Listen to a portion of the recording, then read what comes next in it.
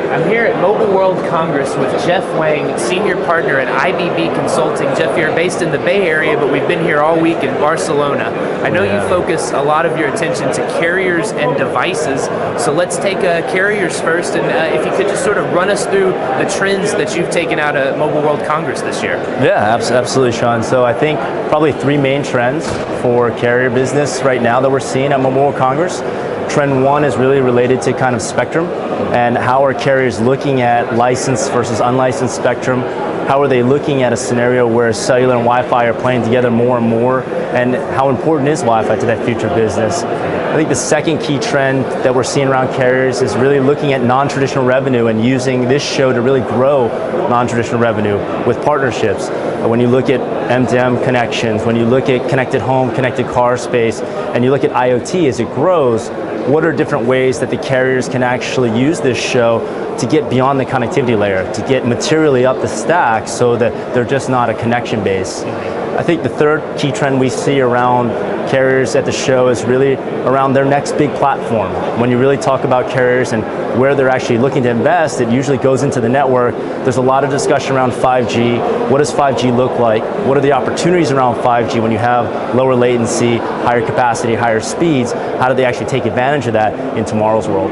Yeah, you know, you mentioned this sort of confluence of Wi-Fi and LTE with the aggregation. I spent some time with Alcatel-Lucent earlier, and they didn't come right out and say it, but it seemed like their new carrier aggregation feature that allows you to combine the Wi-Fi and the LTE, particularly in a dense urban type network situation, looks like it might be a key part of how we get from 4G to 5G.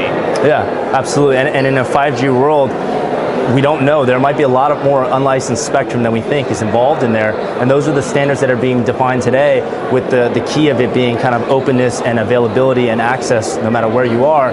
So as those standards start to continue to evolve, we might see a lot more unlicensed spectrum, like you said. Yeah, and on the device end, you and I were discussing it earlier, there seems to be a sort of a really diversity in some of the product offerings, really high-end stuff and then really mid and low-end stuff. What have you noticed this week in that regard? Yeah, I think MWC continues to be a springboard for device manufacturers. A lot of clients that we work with are looking to kind of diversify and bifurcate their portfolios.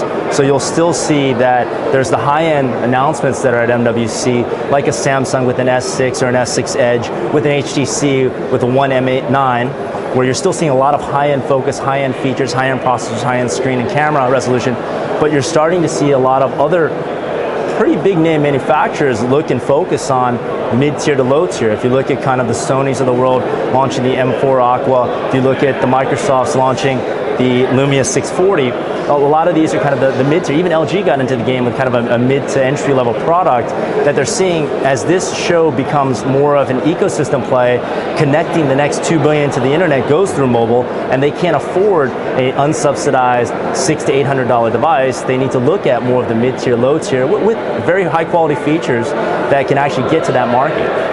Yeah, and you know, on that Samsung Galaxy S6, the camera's great, the design's fantastic. I guess I was really impressed with the wireless supercharging, but are all those features together enough to, you know, really make that the next big phone? I think when you look at the experience, what are the things that a device is limited by? And we carry these devices with us all day. So the things that limit us are battery life. It limits us with local storage, how much can we put on it, and it limits us with processing power. And as you address each of those things, the device that can actually hit those three categories allow users to enjoy the experience more, use the device longer, and actually continue to work with it. So when you look at kind of battery life, that's the biggest thing right now that the industry struggles with. Hardware in terms of actually battery innovation is really difficult, but when you look at software optimization, there's a really, really big optimization point there. And fast charging is one of those that we've been working on with the industry for over 3 years now, around if I can't make the capacity bigger, the phone footprint is larger, put the bigger battery in it, and I can't change that, at this point, I can at least charge it faster. So the 10-minute fast charge to get 4 hours of usage is a really good solution around that. Now, and on the device note, can we talk a little bit about smartwatches?